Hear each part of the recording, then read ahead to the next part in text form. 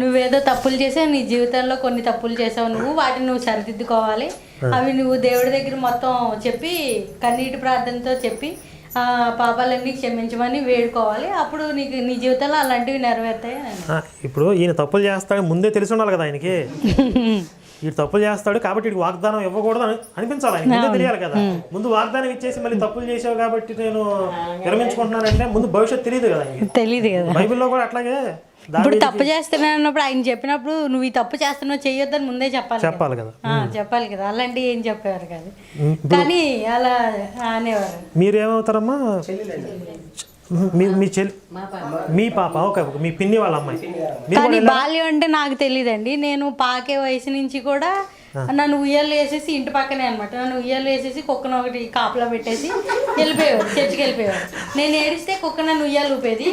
అప్పుడు కూడా ఇంకా నేను ఏడు ఆపకపోతే పక్కనే అనమాట, ఇంటి పక్కనే చర్చ్ అండి. కుక్క ఉయ్యాలు ఊపేదా?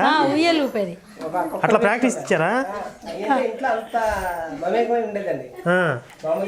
అది యేసయ్య మహిమ అనలేదా? అప్పుడు అనలేదులేండి, అప్పుడు తెలీదు. ఇంకా నేను బాగా ఏడిస్తే చర్చి దగ్గరికి వెళ్ళి అమ్మని పిలుచుకొని వచ్చేది కుక్క. అప్పుడు మళ్ళీ తీసుకొచ్చి పాలించి మళ్ళీ పడుకోబెట్టి వెళ్ళాను. మళ్ళీ చర్చికి డ్యూటీకి వెళ్ళిపోయాడు. మళ్ళీ వెళ్ళిపోయాడు. ఇంకా అసలు మన హిందూయిజం గురించి ఏమీ తెలియదు అసలు. బాగా ఇంకా అప్పుడు అనిపించేది నాకు సండే వస్తే చాలు, సండే కూడా స్కూల్ పెడితే బాగుండు అని అనిపించేది నాకు. ఎందుకంటే సండే వస్తే చాలు, పొద్దున్నే లేచి స్నానం చేపించి సండే స్కూల్కి పంపించేసేవారు. 9 గంటల వరకు సండే స్కూల్ ఉండేది. ఆ తర్వాత నుంచి ఇంకా కొంచెం ఎదిగిన తర్వాత యవనస్తురాలు నువ్వు దేవుని సేవలోనే ఎక్కువ గడపాలి, దేవుని పరిచర్య ఎక్కువ చేయాలని చెప్పి మొత్తం తుడిపించేవారు, అక్కడ ఉన్న కడిగించేవారు, మందిరం మొత్తం కడిగించేవారు, అవన్నీ చేయించేవారు. ఇంకా తర్వాత కొంచెం ఎప్పుడైనా ఎగ్జామ్లో ఏదైనా ఫెయిల్ అయ్యామనుకోండి, నువ్వు పరిచర్యకి రావట్లేదు, ఎప్పుడైనా వెళ్ళలేదు అనుకోండి పరిచర్యకి, నువ్వు మన వారం పరిచర్యకి రాలేదు, అందుకే దేవుడు నీకు నువ్వు ఫెయిల్ అయ్యావు. చర్చిలో కడుక్కుంటా తుడుచుకుంటా కూర్చుంటే ఎగ్జామ్ ఎలా రాస్తాను? ఇంటర్లో ఉన్నప్పుడు అయితే చర్చి కట్టేటప్పుడు ఆ పనులన్నీ చేయించేవారండి. వాళ్ళకి టీలు పెట్టేవడం, ఇటుకలు కూడా మోపించేవారు. మీకు మ్యారేజ్ అయిందా? అయిందండి, రీసెంట్గా అయింది. ఇప్పుడు పెళ్ళైనా కన్నా అంత పని చేస్తున్నారా మీరు? పెళ్ళయ్యాక అంత పని చేయలేదండి. చర్చిలో అయితే చేయించారు. చర్చిలో చేయించారు, అవన్నీ చేయించారు. అప్పుడు ఇంటర్ సబ్జెక్ట్లో ఏదో ఫెయిల్ అయ్యాను. ఫెయిల్ అయితే నువ్వు ఇలా పరిచయకి సగం రాలేదు, అందు గురించి నువ్వు ఫెయిల్ అయ్యావు అని అన్నారు. పాస్ అయ్యాను, తర్వాత పాస్ అయితే దేవుడు నువ్వు పరిచయం చూసి దేవుడు నీకు మెయిల్ చేశాడు అని అన్నారు. ఇంతగా ఫెయిల్ అయింది ఎందుకంటే హెల్త్ బాగాక కాలేజ్కి వెళ్ళక దాని గురించి ఫెయిల్ అయ్యాను. అసలు చర్చికి వెళ్ళకుండా ఎంతో మంది మరి పాస్ అవుతున్నారు, ఇంటర్మీడియట్, డిగ్రీలు, ఇంజనీరింగ్, మంచి మంచి ఉద్యోగాలు వస్తున్నాయి. మరి వాళ్ళందరికీ ఎవరు ఇస్తున్నారు? ఇలాంటి ప్రశ్నలు మీకు అనిపించలేదు అప్పుడు? అనిపించాయి, కానీ ఇంకా అమ్మాయిలు చెప్పేవారు వెళ్ళాలి చర్చికి వెళ్ళాలి. ఇంకా వాళ్ళ వెనకాల ఇష్టం ఉండేది కాదు, కానీ ఇంకా అలా నడుచుకొని ఇంకా వాళ్ళ వెనకాల గొర్రె చూడండి కాసేయండి వెళ్తుంది కదా, ఇంకా అలా వెళ్ళిపోయాను. మీరు ఏ ఏజ్ వరకు వెళ్ళారు చర్చికి? నేను రీసెంట్గా 2018 వరకు వెళ్ళాను. పెళ్లి తర్వాత కూడా? పెళ్ళి అవ్వలేదు, 6 months అయిందండి మ్యారేజ్. మ్యారేజ్ అయ్యి 6 months అయింది. 2018 వరకు వెళ్ళాను. ఇంకా అప్పటి నుంచి నేను కొంచెం జాబ్ చేసుకోవడం మొదలెట్టాను. 2015 నుంచి నేను జాబ్ చేయడం మొదలు పెట్టానండి. అప్పుడు ఇంకా నెల ప్రతి నెల దశంభాగాలు వేయాలి, వేయకపోతే నీకు నీ కష్టానికి ప్రతిఫలం దక్కదు అని చెప్పేసి అనేవారు. 1000 రూపాయలు వస్తే ఖచ్చితంగా 100 రూపాయలు తీసి వేయాల్సిందే. నెల వచ్చేసరికి మనం వేయలేదంటే అది వాక్యం రూపంలో చెప్పేసేవాళ్ళు, మీరు ఈ నెల వాక్యంలో చెప్పి బెదిరించేవాళ్ళు అనమాట. మీరు దశంభాగాలు వేయట్లేదు అని డైరెక్ట్గానే చెప్పేసేవారు. అంటే పేరైతే మెన్షన్ చేసేవారు కాదు, కానీ చెప్పేవారు, ఇలా చెప్పేవారు. వాళ్ళ దగ్గర మొత్తం డేటా ఉంటుంది, ఎవరెవరు ఏ పనులు చేస్తారో, ఉద్యోగాలు ఎవరు చేస్తారు, కూలి పనులు చేసే వాళ్ళు అయితే వారం దశంభాగం ఇచ్చేయాలి. ఉద్యోగం చేసే వాళ్ళు అయితే నెలలో ఫస్ట్ ఆదివారం దశంభాగం ఇచ్చేయాలి. కవర్ లో పెట్టి పేరు రాసేసి దశంభాగం ఇచ్చేయాలి. ఒకవేళ అందులో ఏమైనా తక్కువ ఇచ్చామంటే మళ్ళీ డైరెక్ట్ గా పర్సనల్ గా వచ్చినప్పుడు అడిగేవారు, పేరు రాసి ఇవ్వాలి. ఎందుకంటే మరి మన దశంభాగం గురించి ప్రార్థన చేస్తారు కదా, మన జీతం ఇంకా అభివృద్ధి అవ్వాలి, వాళ్ళకి ఇంకా ఎక్కువ దశంభాగం రావాలని మరి ప్రార్థన చేయాలి కదా. అందు గురించి అని పేరు రాసి మీ దశంభాగం గురించి ప్రార్థన చేస్తామని చెప్పేసి చేతిలో పెట్టి ప్రార్థన చేసి బాగా అభివృద్ధి చెందించారు. బాగా శాలరీ మంచిగా ఇంకా ఇంక్రిమెంట్ రావాలని చెప్పేసి ప్రేయర్ చేసేవాళ్ళు, అలా తీసుకునేవాళ్ళు అనమాట. ప్రతి ఆదివారం వాకింగ్ స్టార్ట్ చేసి బిఫోర్ 10 minutes ముందు ఆరాధన అని వర్షిప్ అని అంటారు. ఇంకా అందులో ఏంటంటే దేవుడు మన మీదకి వచ్చేస్తాడు అనమాట. గంతులు వేసేస్తారు, చప్పట్లు కొట్టి డాన్స్ చేసేయచ్చు, అప్పుడు ఎంతైనా చేసేయచ్చు. ఎందుకంటే దేవుడు మన మీద ఉన్నాడు. ఏదేదో భాషలు పిచ్చి భాష మాట్లాడతారు. అది ఏంటంటే దేవుడు మనతో మాట్లాడతాడని అనేవారు దాన్ని. ఇప్పుడు మీకు ఎప్పుడన్నా అట్లా ఏసై వచ్చాడు? నాకు ఎప్పుడు రాలేదు. మరి నేను అనుకునేదాన్ని ఎందుకు అందరికి వస్తుంది నాకు ఎందుకు రావట్లేదు అని అనుకునేదాన్ని. తెలియదు అప్పుడు, అంతలా తెలియదు. అప్పటికి అంటే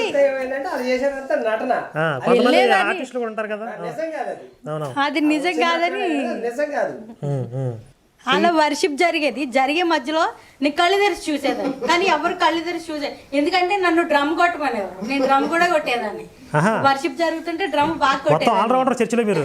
ఆల్రౌండర్ సింగర్ ని, సాంగ్స్ పాడేదాన్ని, డ్రమ్ కొట్టేదాన్ని. సండే స్కూల్ అప్పుడు డాన్సులు వేసేదాన్ని, అవన్నీ చేసేది. సండే స్కూల్లో డాన్సులు వేయచ్చు, సినిమా పాటలు పాడకూడదు, సినిమా పాటలకి డాన్స్ చేయకూడదు స్కూల్లోని.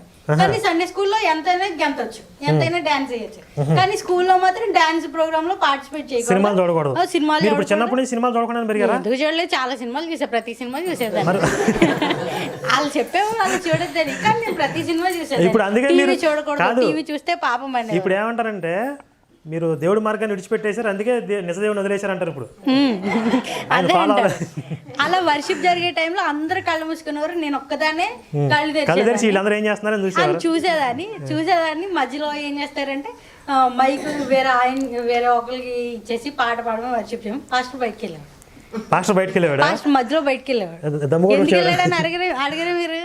ఎందుకు వెళ్తాడు? అతని అవసరాలు తీర్చుకోవడానికి వెళ్ళాడు. అంటే సిగరెట్ కాదు, అంతకు మించి ఆ లోపల పని చేసడానికి ఎవరో ఒక యవనస్తురాలు కానీ పెళ్ళైన ఆవిడ, ఆయనకి ఇష్టమైన ఆవిడ ఉండేది లోపల. ఆవిడ పరిచయం చేస్తుంది లోపల, ఆ పరిచయకి హెల్ప్ చేయడానికి ఈయన వెళ్ళేవాడు. తర్వాత మధ్యలో వచ్చేసి మళ్ళీ మొదలు పెట్టి కంటిన్యూ చేసేవాడు. అది ఎవరికి తెలీదు.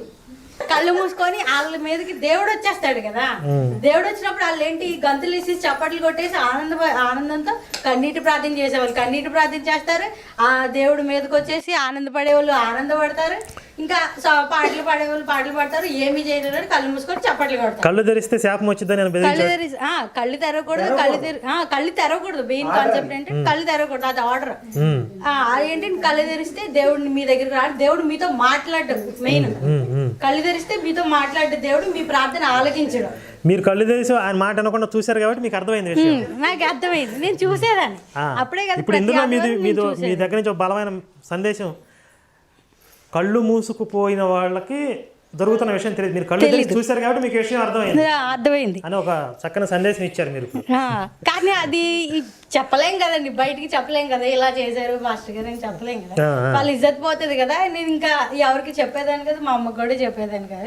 ఇంకా అలా వెళ్ళేదాన్ని, ఇంకా అలా కంటిన్యూ చేసేదాన్ని. వాళ్ళ బలవంతం మీద వెళ్ళేదాన్ని. ఇంటర్ వచ్చిన తర్వాత కూడా నాకు అనిపించేది. తీసుకున్నానండి. ఇంటర్ 10th క్లాస్ అయిపోగానే బాప్టిజం ఇప్పించేశారు. క్రిస్టియన్ పెళ్లి చేసుకోవాలనుకున్నారా? అనుకునేదాన్ని, బాగా అనుకునేదాన్ని. ఎవరైనా మా అక్కకి బయట సంబంధాలు తీసుకొస్తే వద్దు, మేము ఇలా అనిల్ పెళ్లి. మా ఫ్యామిలీ ఒకటి హైదరాబాద్. ఆవిడ వెనకొచ్చారా ఇప్పుడు? అందరికీ ముందు వచ్చామండి. 2019లో ఫస్ట్ నేను వచ్చానండి. ఇంక ఇవన్నీ జరుగుతూ ఉండేవి. నాకు అనిపించేది మా ఫ్రెండ్స్ అందరూ. మీరు 19 ఎలా వచ్చారో సురేష్ గారు చెప్పారా? లేదండి, అప్పటికి అన్నయ్య వచ్చాడని తెలుసు. అప్పుడు మేము అనుకున్నాం అన్నయ్య సాతాను పట్టింది వచ్చేసాడు ఎలా అని మేము కూడా అనుకున్నాం. తర్వాత నాకు అనిపించింది ఎందుకు ఇలా అందరూ ఇలా వెళ్తున్నారు, మన హిందూ సాంప్రదాయం ఏంటి ఇది కదా, మా ఫ్రెండ్స్ అందరూ చక్కగా ఎంజాయ్ చేస్తున్నారు, నేను ఎందుకు ఇలా నా చిన్నప్పటి నుంచి నా బాల్యాన్ని కోల్పోయానని చెప్పేసి బాధపడేదాన్ని. చెప్పేదాన్ని కాదు కానీ బాధపడేదాన్ని. మమ్మీ వాళ్ళకి చెప్పేదాన్ని కాదు. చెప్పినా ఏమంటారు, చెప్పినా సరే మళ్ళీ ఏమంటారు, నువ్వు తప్పు, నువ్వు అలా అనకూడదు, ప్రార్థనకి వెళ్ళాలని చెప్పేసి పంపిస్తారు. ఇంకా నేను చెప్పేదాన్ని కాదు. తర్వాత నాకు జాబ్ చేసి ఎప్పుడైతే నాకు కొంచెం ఆధారం వచ్చిందో అప్పటికి జాబ్ చేసినప్పుడు కూడా చర్చిలోకి వెళ్ళేదాన్ని. తర్వాత ఇంకొంచెం స్టాండర్డ్ అవుతాం కదా జాబ్లో. అప్పుడు నేను నెమ్మదిగా అమ్మని అడిగేదాన్ని, ఇది ఏంటి ఫెస్టివల్స్, ఎందుకంటే మమ్మీకి బాగా తెలుసండి, మమ్మీ ఇంతకుముందు పూజలు చేసేవారు. అవన్నీ అడిగేదాన్ని, కావాల్సిన ఈ ఫెస్టివల్స్ గురించి అడిగి తెలుసుకునేదాన్ని. తెలుసుకున్న తర్వాత ఇంకా మమ్మీని మొదలెట్టేదాన్ని, ఇదేంటి ఈ పండుగ ఎలా చేస్తారు, కార్తీక మాసం అంటే ఏంటి. అప్పుడు నేను ఫస్ట్ కార్తీక మాసంలో చేంజ్ అయ్యాను. నాకు శివాలయంకి వెళ్ళాలనిపించింది. దగ్గరలో ఇక్కడ శివాలయం ఉండేది మాకు. కానీ ఫస్ట్లో భయం అనిపించేది, పక్కన వాళ్ళు ఏమనుకుంటారు ఇది అది అని అనుకునేది. తర్వాత ఇంకప్పుడు చెప్పాను ఇలా వెళ్దాం అనుకున్నానంటే సరే వెళ్ళు నీ ఇష్టం అని అన్నారు మమ్మీ. అప్పుడు అడ్డు చెప్పలేదు. ఇంకా అలా డైలీ ఎవ్రీ మండే సాటర్డే శివాలయంకి వెళ్ళేదాన్ని. అక్కడ శివాలయంలో తెలిసిన అక్క ఉంటే ఆవిడ పంతులు గారికి చెప్పారనమాట, వీళ్ళు మనోళ్ళు కానీ ఇలా ఉండేవాళ్ళు తెలిసిన వాళ్ళు, తెలియదు ఏమీ తెలియదు కొంచెం చెప్పండి అని చెప్పేసి అన్నారు. అన్న తర్వాత అప్పుడు నేను ఇంకా అలా కంటిన్యూస్గా వెళ్తున్నాను కదా. వెళ్తే కొన్ని రోజులకి ఒక 1 month కల్లా పంతులు గారికి అలవాటు అయింది. ఇంకా అప్పుడు గోత్రం ఏంటో కూడా తెలిసేది కాదు మాకు. తెలిస్తే ఇంకా అలా తర్వాత పెద్దమ్మల్ని అలా కనుక్కొని కొంచెం గోత్రం తెలిసేది. అలా గోత్రనామాలతో అందరి పేరున అభిషేకం మా ఫ్యామిలీ అన్నయ్యల గురించి ఇప్పుడు మారణుల గురించి కూడా అభిషేకం చేయించేదాన్ని. చేయించే ఇంకా అలా ఆయనకి నోటెడ్ అయింది. ఇంకా అప్పటి నుంచి ఇప్పుడు మేము వెళ్ళగానే ఆయన మా గోత్రనామాలు ఏమీ అడగదు, చూసి డైరెక్ట్గా మా ఫ్యామిలీ అందరి పేరు మీద గోత్రనామాలు చదివేస్తారు. ఇంకా అలా పూజలు చేస్తారు. ఫస్ట్ మా ఇంట్లో నేను చేంజ్ చేయను అనమాట. తర్వాత అక్కకి చెప్పాను, కొంచెం తను విన్నట్టు ఉండేది. తర్వాత డాడీ ఫోన్ చేసినప్పుడు నువ్వు ఇలా చర్చిగా, అక్కడ డాడీ కూడా ఫ్రైడే హాలిడే వాళ్ళకి ఎక్కడ చర్చ్ ఉందో ఒక నియర్లీ ఒక 100-120 kilometers ఉండేది. అంత దూరం ట్రావెల్ చేసి చర్చికి వెళ్ళేవారు అక్కడ దుబాయ్లో. ఇంకా అలా టైంలో చెప్పాను నేను, వెళ్ళక డాడీ నువ్వు మనసులో శివుని తలుచుకో అని చెప్పేసి చెప్పాను. ఇంకా ఆయన కూడా ఎందుకు ఏమనిపించిందో తెలీదు, సరే అమ్మా నేను వెళ్ళను ఇంక చర్చికి వెళ్ళను, అంతా ఆ పరమాత్ముడు అన్నాడు ఆయనే చూసుకుంటాడు శివుణ్ణి తలుచుకుంటాను అని చెప్పేసి అన్నారు. తర్వాత నుంచి ఇంకా అమ్మకు కూడా చెప్పాను. అప్పుడు ఇంకా అమ్మకు కూడా చెప్తే ఇంకా అమ్మ ఆల్రెడీ అంతకుముందు తెలుసు కాబట్టి ఇంకా మమ్మీ త్వరగా చేంజ్ అయ్యారనమాట. ఇంకా చేంజ్ అయిన తర్వాత ఇంకా అలా ఇంకా నలుగురు కలిసి ఇంకా చర్చి మొత్తానికి మీరు మీ ఫ్యామిలీ అందరినీ మళ్ళీ వెనక్కి తీసుకురాగలిగారు. తర్వాత నుంచి చాలా సంవత్సరాలు ప్రేయర్ చేసేదానండి, మా అక్కకి మంచి సంబంధం రావాలి. అందులో ఉన్నంతసేపు ఏంటంటే నా కోరికలు మా అక్కకి మంచి సంబంధం వచ్చి పెళ్లి చేయాలి. మేము హౌస్ ఉండేది కాదు మాకు, ఏదో చిన్న రేక్ షెడ్ ఉండేది ఫస్ట్. అది హౌస్ కట్టుకోవాలని ఎన్ని సంవత్సరాలు మా చిన్నప్పటి నుంచి నేను రెండు విషయాల కోసం ఈ 2 విషయాల కోసమే ప్రార్థన చేశాను నేను చేసిన ప్రార్థన అయితే. కానీ అందులో ఉండగా మా అక్కకి పెళ్ళలేదు, మేము ఇల్లు కట్టుకోలేదు. నేను ఎప్పుడైతే చేంజ్ అయ్యాను 2019లో చేంజ్ అయ్యానండి. 2021 అనుకుంటా, 21లో మేము హౌస్ కొనుక్కున్నాము. 22లో మాకు మ్యారేజ్ అయింది. ఇంచుమించు ఆ 2 ఒక 2-3 months గ్యాప్లోనే అయిపోయినాయి అనమాట. ఎప్పుడైతే ఇందులో కన్వర్ట్ అయ్యామో చేంజ్ అయ్యామో అప్పటి నుంచే మా జీవితంలో వాళ్ళు జరుగుతాయని చెప్పారు కదా, ఆ మార్పులు మేము మారిన తర్వాత మా జీవితంలో బయటకు ఆ దరిద్రంలో విడిచిపెట్టిన తర్వాత నుంచి మా జీవితంలో మార్పు కలిగింది. అదే ఏదైనా నెగిటివ్ గా జరుగుంటే దేవుడు ఉగ్రత అనేవాళ్ళు. సంతోషం. శివయ్య అనుగ్రహం మీకు పుష్కలంగా ఉంది.